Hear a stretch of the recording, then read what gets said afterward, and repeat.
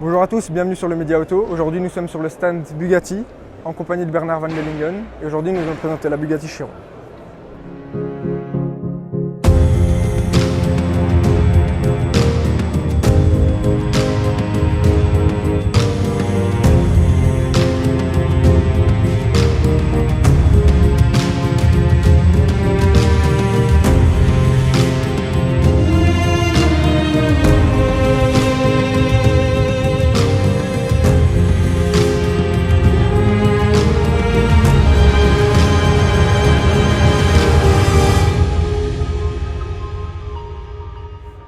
Donc bonjour Bernard. Bonjour. Aujourd'hui nous sommes en compagnie d'une magnifique Bugatti Chiron Sport. Exact. On a toute la carrosserie qui est en carbone apparent, en carbone visible. Alors déjà petit détail à noter, assez intéressant, c'est que toutes les fibres de carbone vont dans le même sens sur le véhicule. Exactement. Et donc on commence par ici. Donc c'est une technique développée par l'usine. Aussi c'est une carbone qui est teint.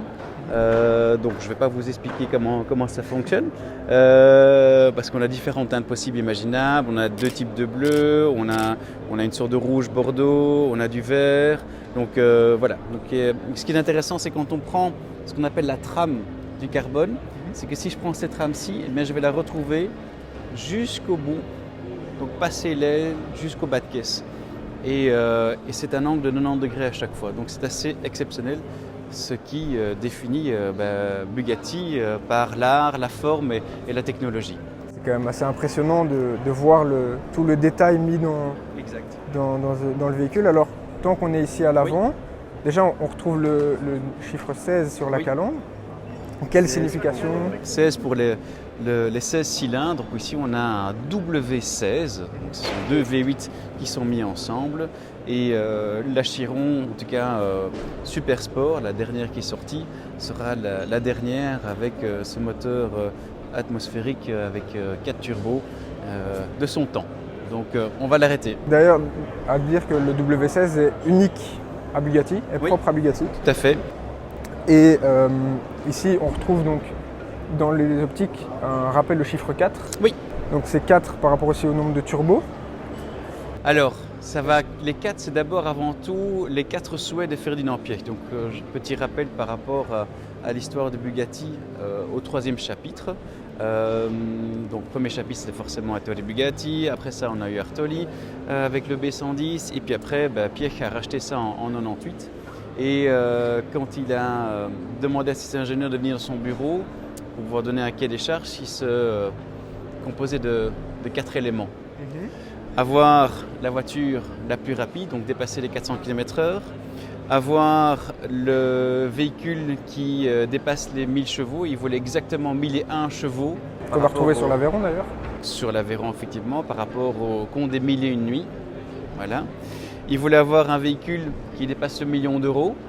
Et il voulait pouvoir rouler sur circuit la journée, aller à l'opéra avec son épouse le soir avec le même véhicule. Ça, c'était les 4 souhaits. Et c'est ces quatre souhaits qu'on retrouve effectivement 4 feux de part et d'autre, les 4 boutons centraux.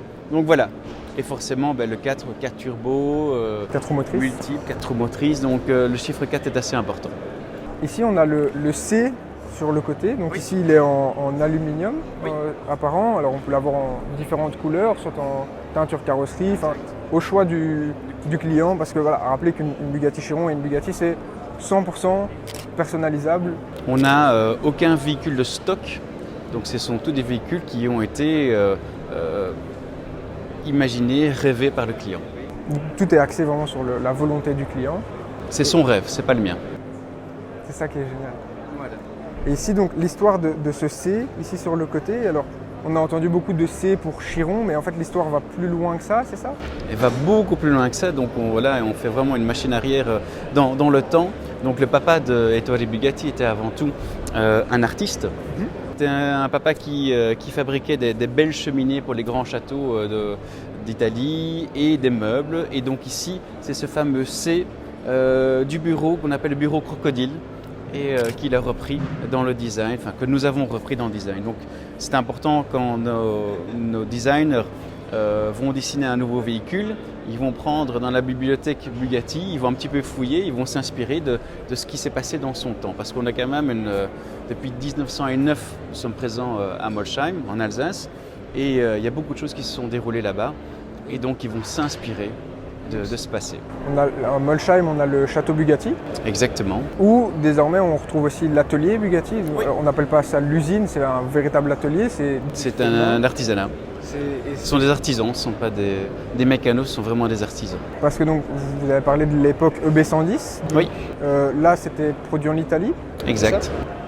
Et le B110, on avait combien de modèles en tout avec les modèles de course?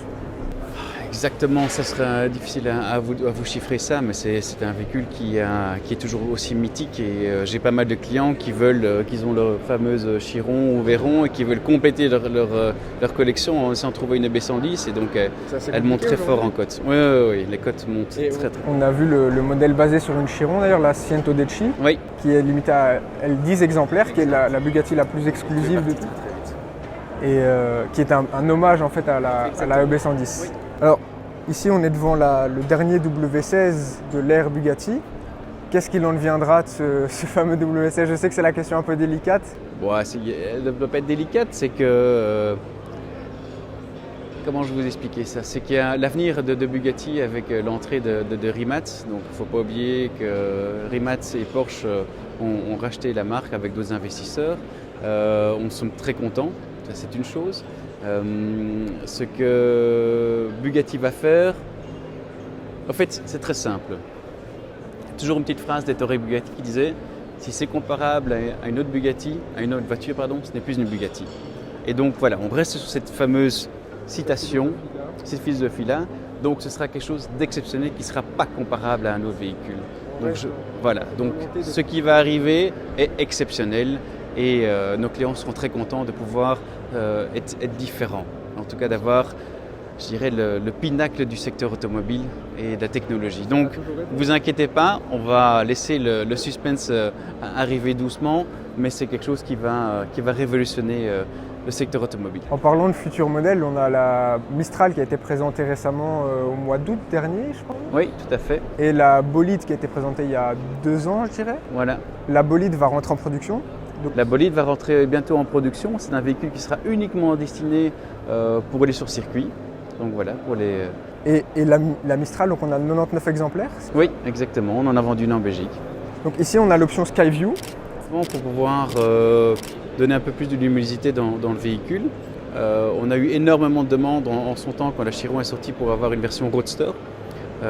Donc c'est important de pouvoir expliquer ce que c'est qu'un Roadster. Un Roadster n'est pas une cabriolet, c'est un 2 places, strict 2 places qui est découvrable. Donc ça c'est la définition du Roadster. Donc ici on ne l'a pas fait, mais on s'est dit tiens pour le dernier W16 et pour quand même répondre d'une manière ou d'une autre aux clients de la Mistral, on a décidé de faire effectivement cette version découvrable et donc qui va être assez exceptionnelle. J'ai pu la voir à l'échelle 1-1, elle était effectivement aux autres Grand Prix en première ici en Belgique, magnifique, et tout a été vendu en moins de 6 semaines, uniquement à nos clients Bugatti. Donc il fallait avoir déjà une Bugatti, que ce soit une Veyron ou une Chiron. Je crois qu'il faut d'abord récompenser la fidélité de nos clients. Avant tout, et donc laisser la possibilité. Donc c'était effectivement uniquement réservé. Voilà. Donc si demain vous souhaitez acheter une Bugatti, vous serez toujours les bienvenus, c'est sûr et certain. Il ne faut pas avoir une histoire chez nous. Il faut juste avoir un certain montant sur votre compte en banque. Donc Bernard, ici derrière nous, on a la Bugatti Baby. Oui, deuxième génération. Pourquoi deuxième génération? Parce qu'il y a une première. La première est très simple, c'est que on a ici derrière le château de Molsheim, où on accueille toujours les clients Bugatti. Mais en son temps, Ettore Bugatti voulait un peu faire plaisir à ses enfants et donc il a construit une petite Type 35 qui était déjà à l'époque électrique. Et les enfants s'amusaient à rouler dans le parc. Autour du château. Voilà, donc une très belle enfance, baignée dans l'automobile. Et les clients qui souhaitaient acheter un véhicule forcément beaucoup plus grand tel que cette fameuse Type 35A des années 25 ici, on voyait les enfants rouler avec cette petite voiture et demander tiens, est-ce que je peux aussi avoir ça? La réponse était toujours négative, jusqu'à un moment donné, il s'est dit tiens, ok, je vais quand même en faire quelques-unes, il en a fait quelques exemplaires. On a relancé la chose ici, où là, un adulte comme vous, jeune garçon comme vous, peut également rouler dedans. C'est un véhicule complètement électrique, avec 2 types de clés, une clé pour adulte, une clé pour enfant, où on limite la vitesse forcément, et on va même plus loin, où on a un système d'arceaux qu'on peut mettre pour éviter qu'elle se retourne. Donc il y a vraiment la sécurité embarquée par rapport à ça, et 500 exemplaires uniquement. Ok, et la clé qui fait référence en fait à la clé qu'on retrouve sur l'Achiron qui nous donne l'accès à 400 km. Voilà, le Graal. Exactement. Alors ici on a la Type 35A, oui. Donc qui est en fait la grande version de ce petit modèle électrique. Exactement, qui est vraiment ici dans son jus. C'était un petit 4 cylindres qui développe ici à une petite centaine de chevaux, qui est exceptionnel. Quand on voit ce que l'on faisait, ce véhicule, à tous les grands prix qu'il y avait à l'époque, ce véhicule l'a gagné. Pas celui-ci exactement, mais voilà. Donc vous avez différents types aussi, avec compresseur, sans compresseur, des 2 4 cylindres, enfin qui fait 8 cylindres, voilà. C'est des choses exceptionnelles. Et puis cette forme ici à l'arrière. Cette forme effectivement d'œuf, avec la calandre bien typique de fer à cheval, qui au fait, à la base, c'est pas un fer à cheval, c'est un œuf.